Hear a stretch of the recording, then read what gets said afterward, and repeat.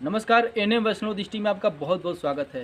रत्सर नगर पंचायत में चुनाव होने जा रहे हैं और इसके लिए मैं तमाम प्रत्याशियों से मिल रहा हूं, उनसे प्रश्न अपना जो भी है अपना पूछता हूं। तो हमारे साथ ऐसे एक प्रत्याशी मौजूद हैं। भाई साहब, अपना थोड़ा सा परिचय बताइए। मैं इंजीनियर अरुण कुमार बहुजन समाज पार्टी का भावी प्रत्याशी हूँ रसोटा नगर पंचायत के। आप अध्यक्ष पद पर चुनाव लड़ रहे हैं, क्या उद्देश्य हैं आपके? उद्देश्य मेरा यही है कि लोगों का जो बिल्कुल जेन्युइन मुद्दा है, जैसे जो प्राथमिक मुद्दा है शौचालय, आवास, रोटी कपड़ा मकान जो होता है ना, रोटी कपड़ा तो भाई लोग कमा लेते हैं। जो शौचालय आवास का जो काम है वो मुझे करना है, सरकार को करना होता है। तो अगर जनता यहाँ के आशीर्वाद देती है, वैसे तो मैं कर ही रहा हूँ, जनता आशीर्वाद देती है, यहाँ से चेयरमैन बना करके भेजती है, तो मैं जो प्राथमिक मुद्दा है जनता का उसको लेकर के और इनका अच्छे तरीके से विकास करना चाहता हूँ। रत्सर नगर पंचायत में शौचालय की क्या स्थिति है इस समय? मैं देख रहा हूँ, आप किसी बस्ती में चले जाइए, दलित बस्ती हो, पिछड़ा बस्ती हो या मुस्लिम बस्ती हो, आप वहाँ चले जाइए, शौचालय का समुचित व्यवस्था नहीं है। न सामूहिक शौचालय है, न कुछ है, न उनके घरों में शौचालय है। चूँकि ये जो सरकार रही है ये कहती है कि भाई हम लोगों को हर मतलब शौचालय दे रहे हैं, लेकिन ये ज़मीन पे नहीं, सिर्फ कागज़ों में रह गया है। अगर आप चुनाव जीत जाते हैं तो क्या शौचालय लोगों को मिलेगा? बिल्कुल मिलेगा, शौचालय मिलेगा, रोड मिलेगा, नाली मिलेगा। और मेरा तो प्रयास ये रहेगा कि सीवर से जोड़ेंगे लोगों को। अच्छा अच्छा। क्योंकि बिल्कुल गंदगी न दिखे। जी। स्वस्थ नगर पंचायत, स्वच्छ नगर पंचायत की कल्पना करके मैं चल रहा हूँ। आवास के ऊपर आप क्या कहना चाहेंगे, क्योंकि देखा जाता है कि तमाम बस्तियों में आवास की काफ़ी समस्याएं हैं लोगों के पास। देखिए, आवास तो बिल्कुल नहीं है। आवास पे सरकार तो कह रही है कि हम आवास दे रहे हैं लोगों को बनाने के लिए, लेकिन ये सिर्फ कागज़ों में रह गया है। आज भी मैं देख रहा हूँ, मतलब जो पिछड़े की बस्तियाँ हैं, दलित बस्तियाँ हैं या अन्य जो बस्तियाँ हैं, उसमें मैं जा रहा हूँ और ये मुझे देखने को मिल रहा है कि सिर्फ और सिर्फ 20% काम हुआ है आवास पे। लोगों का आज भी वही टाट छप्पर का घर रह गया है। जनहित के तमाम मुद्दे आप बता रहे हैं। मान लीजिए यदि आप चुनाव जीत जाते हैं तो क्या इन मुद्दों पर आप खरा उतर पाएंगे? क्योंकि देखा जाता है कि जनता से वोट तो आप लोग ले लेते हैं, लेकिन वोट लेने के बाद नज़र नहीं आते हैं। कैसे विश्वास होगा जनता का आपके ऊपर?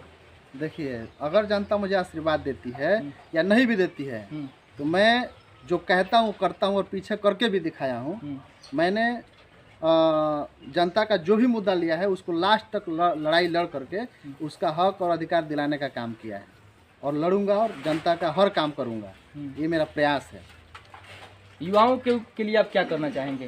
देखिए, बहुत अच्छा क्वेश्चन पूछे हैं और मेरा सपना है कि मैं युवाओं के लिए सबसे पहले यहाँ पे क्रीड़ा स्थल खोलने की तैयारी है हमारी, स्टेडियम बनाने की तैयारी है। क्योंकि हमारे यहाँ से तमाम लड़के सुबह 4 बजे उठते हैं, रोडों पे दौड़ते हैं या खेत मतलब कोई खाली है उसमें दौड़ते हैं। तो मैं चाहता हूँ कि उनको एक स्टेडियम बना करके दूँ, भव्य स्टेडियम, जिसमें वो दौड़ करके और सरकार को आगे बढ़ाने का काम करे, सेना में जाने का काम करे या स्वस्थ रहें। जब युवा स्वस्थ रहेगा तो पूरा भारत स्वस्थ रहेगा। स्वास्थ्य के लिए स्वास्थ्य सही रहे इसके लिए आप जो भी अस्पताल है व्यवस्था इसको कैसे आप देखते हैं? अस्पताल व्यवस्था तो बिल्कुल गड़बड़ है, यहाँ का स्वास्थ्य व्यवस्था बिल्कुल गड़बड़ है। यहाँ पे जितने हॉस्पिटल में कर्मचारी हैं, डॉक्टर्स हैं, बिल्कुल समय से ना आना। ठीक है, हम गए थे, औचक निरीक्षण भी किए थे, बात भी हमें बोला कि भाई आप लोग समय से आइए। और जहाँ तक बात है लोगों के स्वास्थ्य की, तो दवा जो सरकार दे रही है वो भी दवा मतलब लोगों को नहीं मिल रहा है। लोगों को बाहर से पर्चियाँ थमाई जाती है, लोग बाहर से दवा लेकर के आते हैं। चूँकि मैं ज़मीन से जुड़ा हूँ और मैं चाहता हूँ कि लोग जो भी गरीब मजदूर किसान पीड़ित लोग हैं वो जाते हैं सरकारी हॉस्पिटल में ही जाते हैं अपना इलाज कराने के लिए। तो मेरा प्रयास ये रहेगा कि इस पर नकेल कसी जाए और लोगों को स्वास्थ्य, शिक्षा और रोजगार उनके जन जन तक पहुँचाया जाए। कहते हैं कि किसी भी राष्ट्र के विकास में शिक्षा की बहुत अहम भूमिका रहती है। शिक्षा के लिए आप क्या करना चाहेंगे? शिक्षा के लिए देखिए, मैं तो चाहता हूँ कि यहाँ पे सरकार का मेडिकल कॉलेज खुले, कन्या इंटर कॉलेज हो लड़कियों को पढ़ाई करने के लिए। और मतलब क्या नाम है आपका, अभी बलिया में, पूरे बलिया की बात करें तो यहाँ पे कोई इंजीनियरिंग कॉलेज नहीं है। तो मैं चाहता हूँ कि रसोटा नगर पंचायत के लिए कम से कम कन्या इंटर कॉलेज और कोई फार्मेसी मेडिकल कॉलेज खुलवाने का काम किया जाए। जी जी, बहुत बहुत धन्यवाद। आपका परिचय?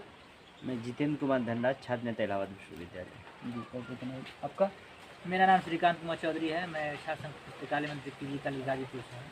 और हम सभी युवाओं का समर्थन है और हम लोगों को खुशी है कि एक अपने पूरे पूर्वांचल में एक ऐसे युवा जो प्रत्याशी के रूप में समाज में एक काम कर रहे हैं और हम सभी लोग चाहते हैं कि ऐसे प्रत्याशी का चयन करे, जनता ऐसे प्रत्याशी पढ़े लिखे युवा का चयन करे ताकि समाज में जनता की सेवा करने के लिए, उसके विकास करने के लिए हम जैसे युवाओं को मौका मिले और अपने देश को, अपने क्षेत्र नगर को विकास की तरफ ले जाएँ। बहुत बहुत धन्यवाद।